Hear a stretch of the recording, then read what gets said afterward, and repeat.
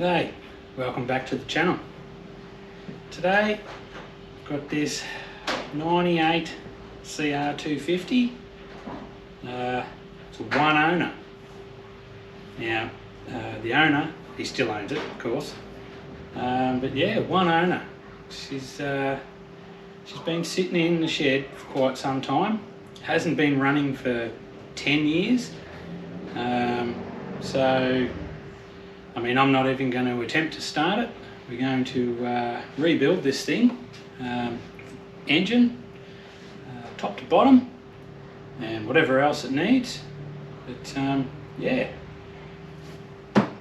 good old rig. Anyway, I'll get you in a little bit closer and we'll have a little bit of a look at it.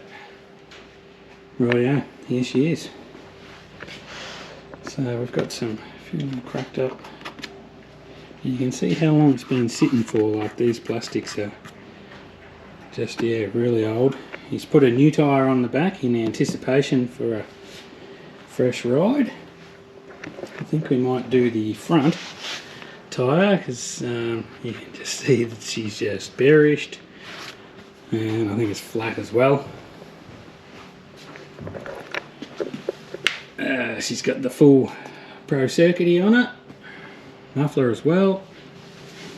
We'll do fork seals. They're just leaking like a sieve there. But she's never been apart, this thing. So I'm not sure how many hours he's sort of done on it, but I don't think he's done that many. Providing that, you know, he hasn't ridden it for 10 plus years. It's been sitting in the shed. I think he said the last time it was running, she was running like a shaft cutter. So this is probably not too flash. So while we've got the engine out, we'll grease all the swing arm bearings, linkage bearings, suss all them out. They'll probably fall out in a pile of rust. I've seen this before while I was checking her out. So I'm going to pull the rear shock out, going to get it done as well, because the you can see an oil ring there on the shaft, so it's only a matter of time before it blows and becomes a pogo stick. And the bump stop down the bottom there is just chipping away. It's as hard as a cat's head. I did notice this brake line here, this rear brake line, has even worn the paint off the spring there. It's just been rubbing up and down, so we'll loosen this, spin this around where it's supposed to be and away from the spring. But yeah, we'll just go right over it.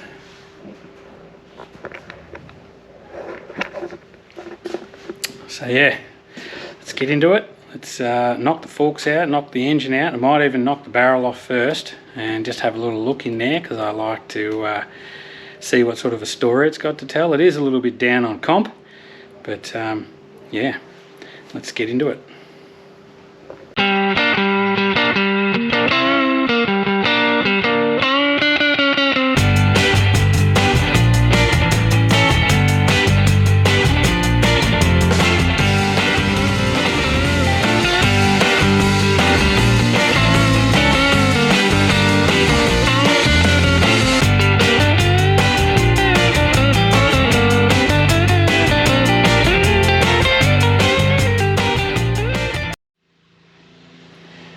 Okay, I'm at the stage, just about to pop the head off. I haven't had a look in there yet. I was waiting to share it with you guys. So I'll spin you around and have a little look in there.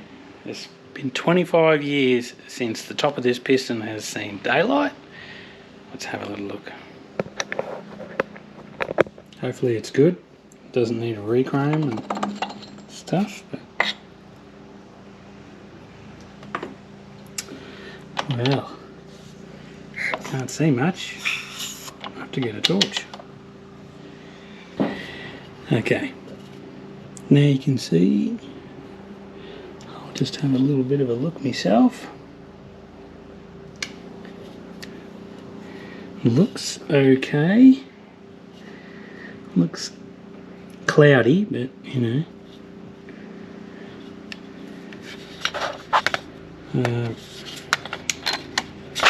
Let's get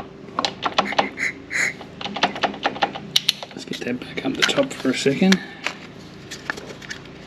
See if I can hold everything at once here. No, I'm gonna stick that thing.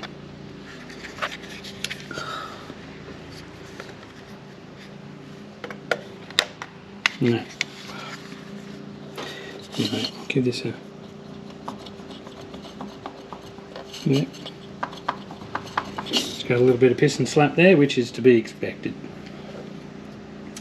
But the chrome's looking not too bad.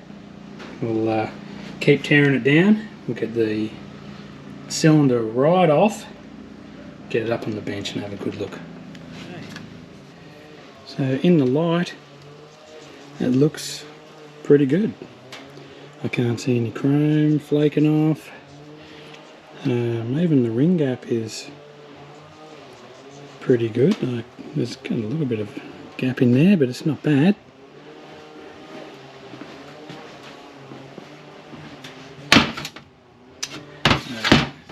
Stud decided to come for a ride. I'll have to get that off. Oh man, these bolts were so tight, the nuts. Like, it was crazy. Yeah, piston's got a bit of wear on it, but you know, there's no blow by. There's no carbon up underneath there. It's really clean. So we'll continue. I'm not going to bother checking the rod. I've already sort of spun it over, and it's you can hear it whirling the right way in there. The crank bearings are, the side bearings are stuffed, so that would have been where the chaff cutter noise was coming from. Yeah, so we'll continue. We'll pull the engine out, and I've got a full engine kit there in the box. New crank, piston, rings, gaskets, the works. Anyway, we'll get into it. What is that noise?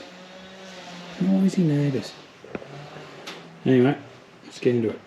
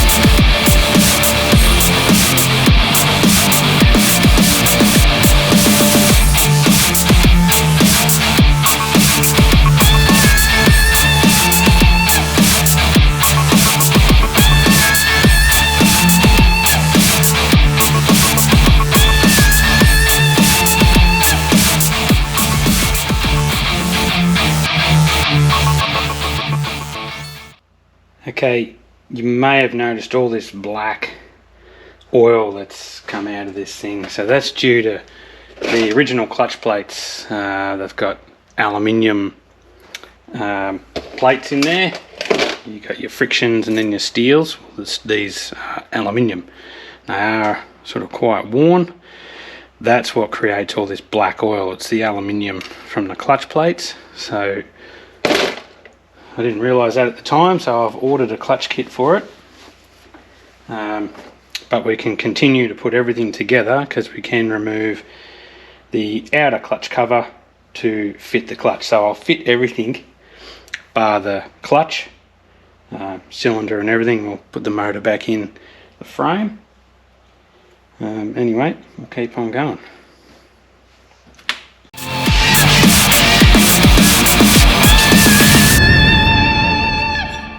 Right, got the piston. Already put one Jesus clip in on that side. It's got a IN for intake, so it goes on that way. Well, the rings always got a letter on one side, always faces upwards towards the top of the piston, and I always like to just sit the rings in the groove just in case there's a thicker ring or a thinner ring. Sometimes that's the case, but in this case, no. So we just spiral those on.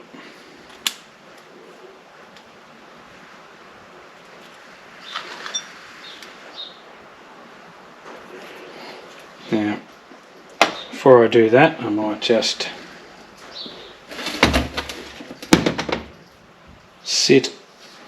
put one of these rings in the cylinder just to make sure we're good to go, and we are. There's like nearly no ring gap there. It's beautiful.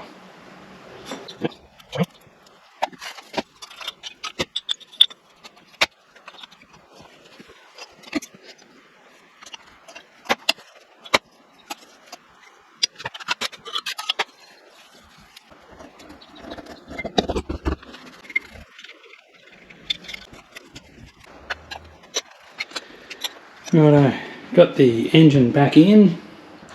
Wanted to put the engine back in there so I could torque up the barrel bolts nice and tight, and the cylinder head, put the rad hoses and everything back on. How much more can you pull this thing apart, I suppose?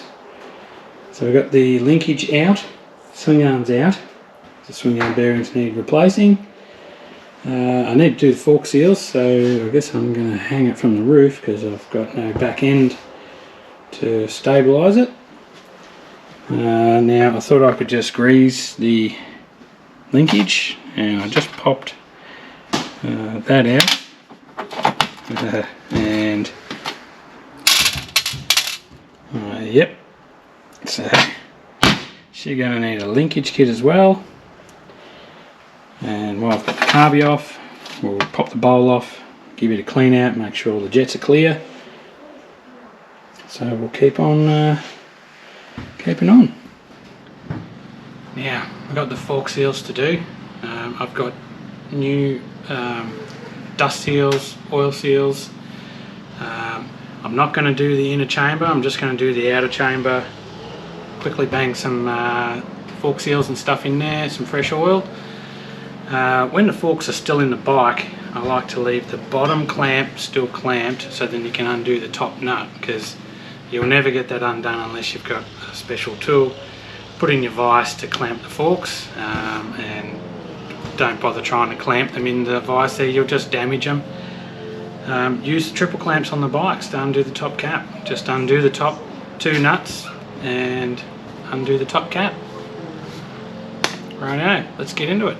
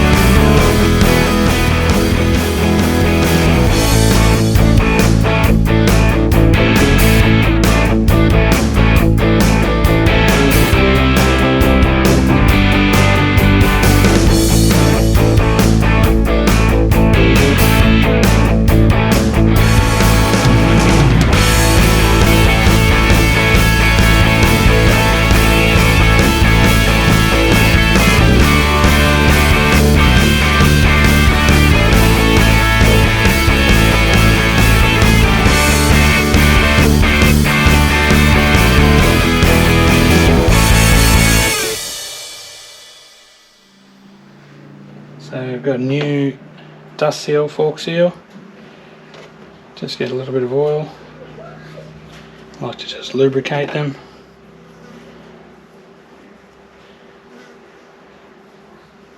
Just a little bit. Now to slip them over the chrome fork tubes, this edge is very, very sharp. Don't try and slip your fork straight, your seal straight over the top of that. You'll cut the seal. I'll just use a plastic bag, slip it over,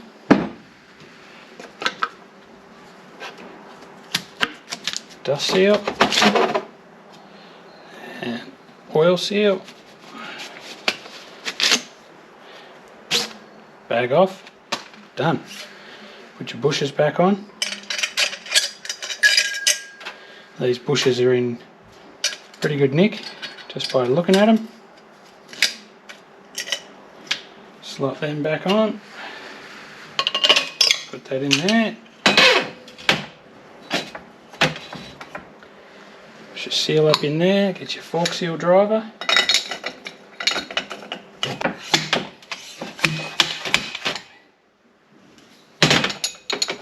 Smack it in, get your clip. I can just go straight over the top there. You can use your driver to seat it. Dust seal. Just pushes in.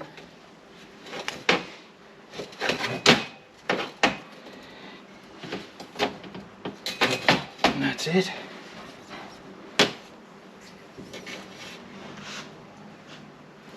Just wiping some crud off there. Alright. Spring in a tube.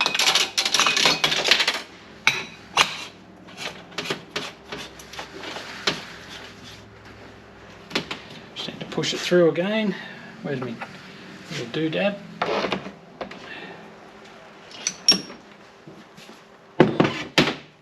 To lock that in there. Get your lower valve. Now it's not a D shape, so this rod is like a D. It actually comes off that. You'll see that is a D as well, which it actually just slips over. So you can put that rod up the center tube and you just turn it and you can feel it locate. Same with that one.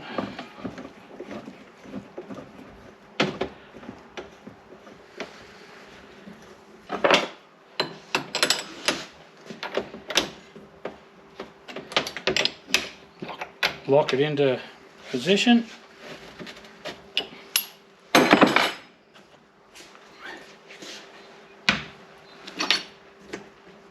Take that out. Put that back in the vise.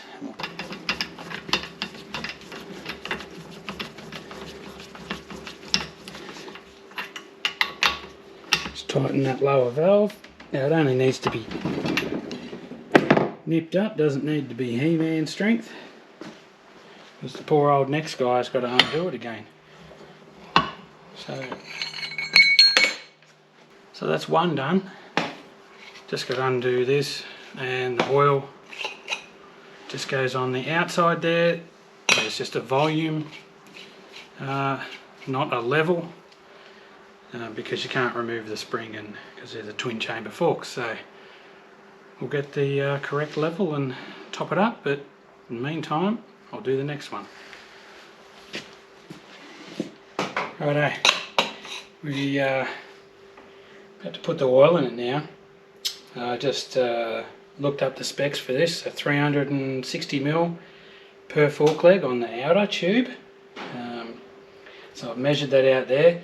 I like to use the Motor X 5-weight fork oil, just because I like it. It is a good quality oil.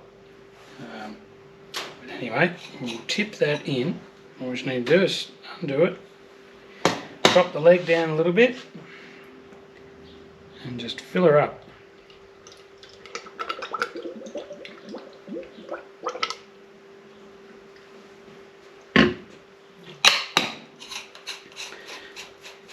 Screw the top cap up. Now that's all the way. Now that's it. That's as tight as it needs to be, that top cap.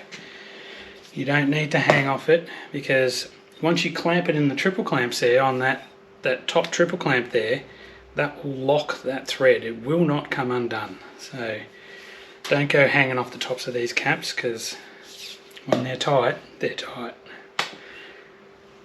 I've got some bearing kits here. Got linkage kit, swing arm kit.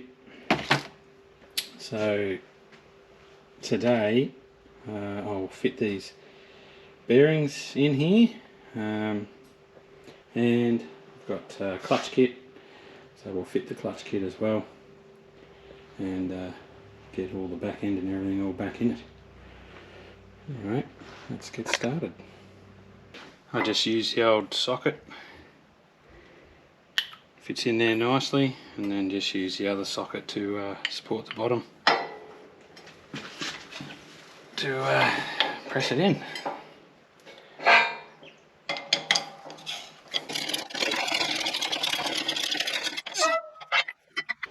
Swing arms are not so much more glamorous to press out because they're all so odd shaped, but you can pretty well get it so it's square in there, and I just put a block of wood between the two with a wedge in there, and just so it's nice and firm, just so it doesn't collapse the swing arm there and you get a bit of push on it. So, and there we go, out. We just spin it over and do the same on the other side. Now, unfortunately, this one, the bearings are butted up against a shoulder inside there, so we're going to have to get the die grinder and cut through the bearing, the shell itself, and they should just pop out. You just need to cut through enough so it breaks the tension of the bearing shell itself, and then they'll just fall out. I've run a die grinder through there. I'm not sure if you can see it, but you can see a different coloured line going through there, so that's through the bearing shell, and we're just touching the aluminium. You can see the different coloured line going through the middle there, and the bearing shell on either side, so we've sort of cut through. So we'll try and bend this up and break it, and it should just fall out.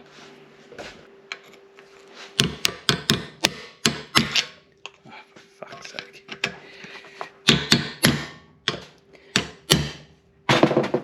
So we've got underneath it there.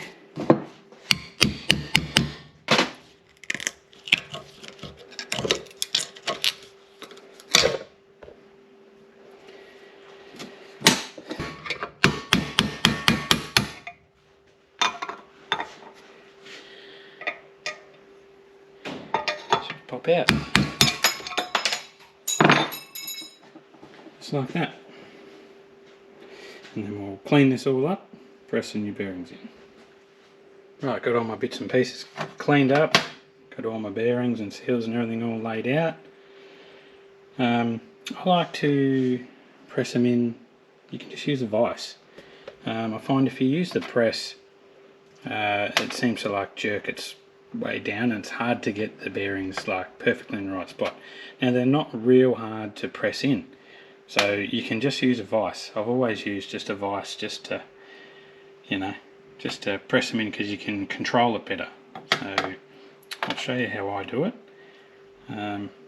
These bearings have got a flat side and a round side, so obviously the round side makes it easy to start pressing in, but this one here, because it's got that chamfer in the back there, I'd probably spin them around the other way, and put the flat side up against the chamfer in there, so that should be fine.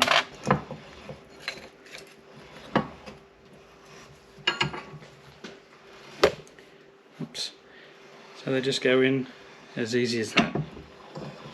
And I come out, because it's not all the way in, use the old trusty socket again.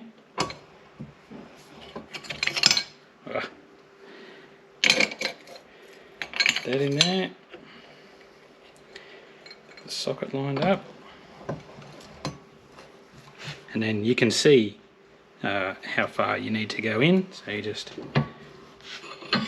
keep going till it's basically flush.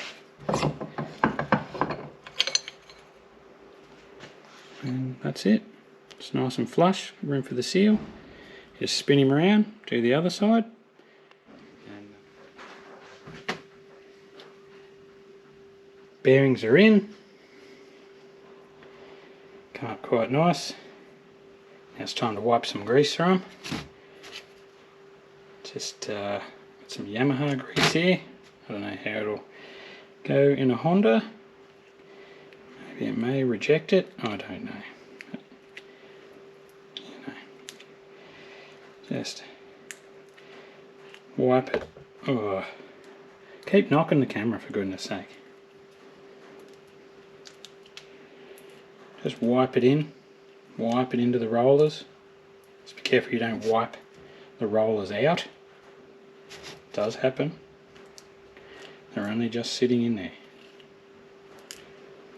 Just like that. So just make sure that they're all still in their little spots, and you don't wipe them into the center, into that little grease groove basically in the middle there.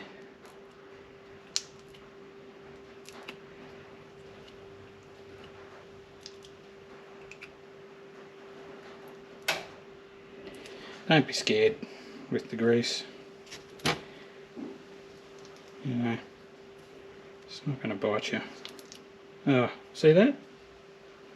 The grease just sucked them out. Yeah. Just going to get all those back in there now.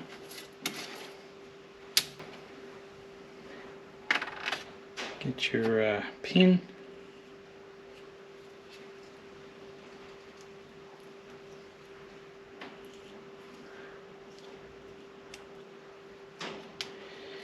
Pins in there. Should just be able to push the seals in with your fingers, just like that.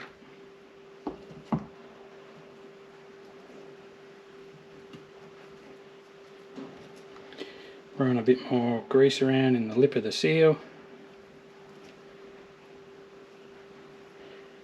Pack it full. Get your collar.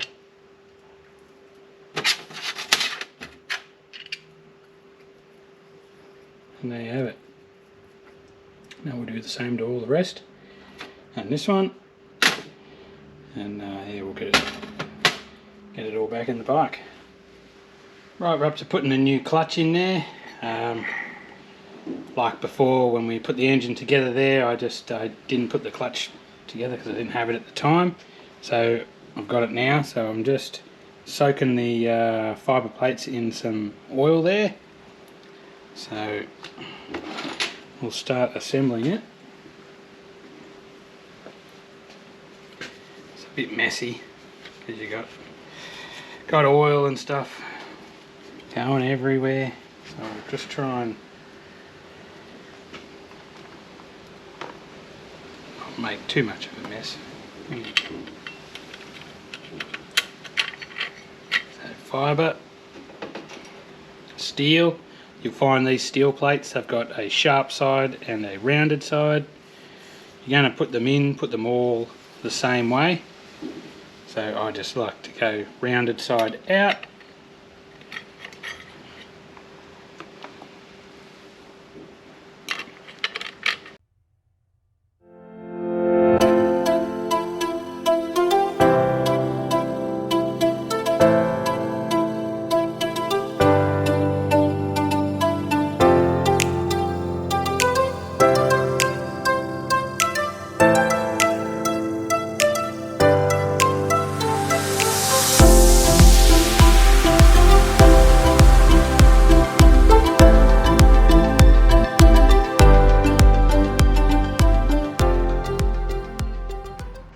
Got the rear shock back, it's all rebuilt. So re-chromed the shaft, new bump stop, seals, oil, and he put a new bladder in it. He said that was all perished away. So yeah, so that's come back now. So it's she's all rebuilt. It's good. We'll get the subframe back on, muffler, get her all bolted up. Change the fuel out. I don't know how long that's been sitting in there for, but it's got some in it, so I'll get that out of there. I've already mixed up fresh 5 litres there of the old Castrol TTS, so we'll slip a bit of that in there, and then it's time to give it a kick in the guts. Yeah, we'll get this subframe on and change the fuel out. So there's one other thing that I'm going to put on this bike, and that's an hour meter. I've got a little hour meter here. They're roughly, $50 to buy, and then you can just keep an eye on your the hours that you're doing on the bike, and keep up with your maintenance schedules. It's very easy to fit. You get the wire with it, which you just wrap around the coil lead half a dozen times, tape it up, run the wire. I'm going to run it up to the top here where the tank mounts, because I've got well, I'll just drop it on the ground. That's good. I've got one of these tank mounts, so that'll mount on there, on that center tank belt. You can do that with the Hondas, but anything else, just get some double-sided tape and you can just stick them to the frame, or cable tie them in somewhere where you can see. Yeah, and you just slip, cut the wire to length, your desired length, wherever you're mounting it, and the wire just slips in this little runner here. So you just push the wire in there. I like just to put a couple little dobs of super glue in there to hold it in place. Yeah, and then bolt it up, and it'll just tick along as the engine's running. Good idea. Just keep an eye on the hours. You'll be amazed how many hours you actually rack up on these things. Well, here we go, ready for the first start. Oh, feel that back shock. That's nice. Beautiful. Better than what it was. Well, place your bets. 1, 2, 10 kicks. Just make sure that choke is on.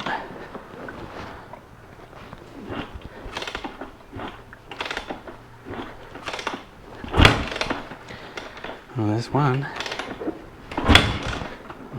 There's 2. Oh, man, my bets are off lately.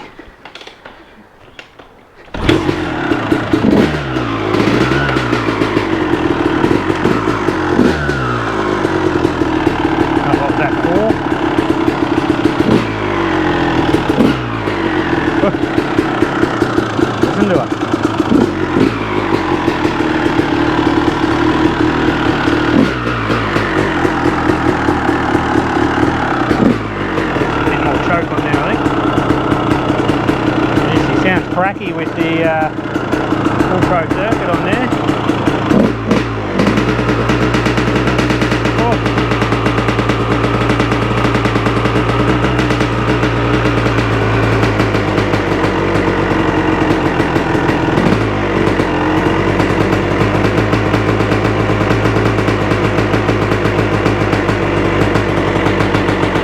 Just let it warm up for a little bit.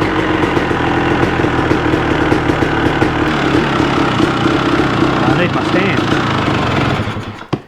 Alright. Conk out. I'll lean this bloody thing. For fuck's sake. Bikes with no fucking stand.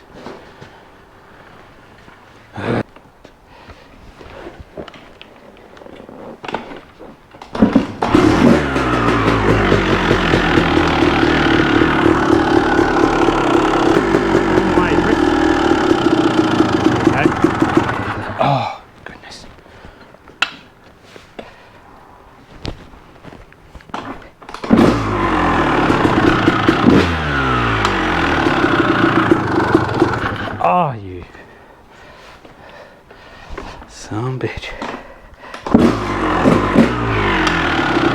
Better? Oh, look at that.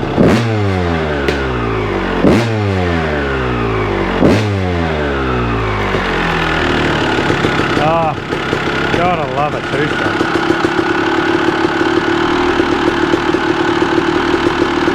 Beautiful.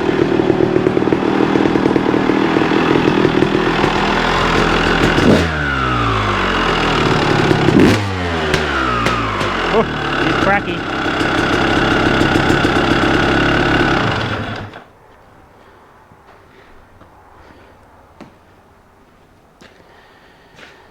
Well, that'll do it for this one. Basically rebuilt the whole thing, apart from the headstand bearings, but they feel alright. Yeah, engine, suspension, linkages, swing arm. Put the hour meter on there, that's ticking over now. It's got 0.1 of an hour on it now, so that's working, so that's great. Yeah, good old rig. Another one saved. Another one of these little barn find things that are just, you know, pulled out of the shed, just tucked away in there. I'm sure there's plenty more out there. But this one's quite special, I suppose. It's one owner, 1998. Yeah, you don't see a lot of those. So yeah, I think we'll give this, give her a good wash up. Should come up pretty good. But yeah, I reckon probably later on, I think the owner might slot a few new plastics and stickers and things on it, and should bring it up looking like a treat. Anyway, thanks for watching. Don't forget to subscribe and throw some likes in there and hit the notification bell. I've got more videos coming, so yeah, thanks again. I'll see you next time.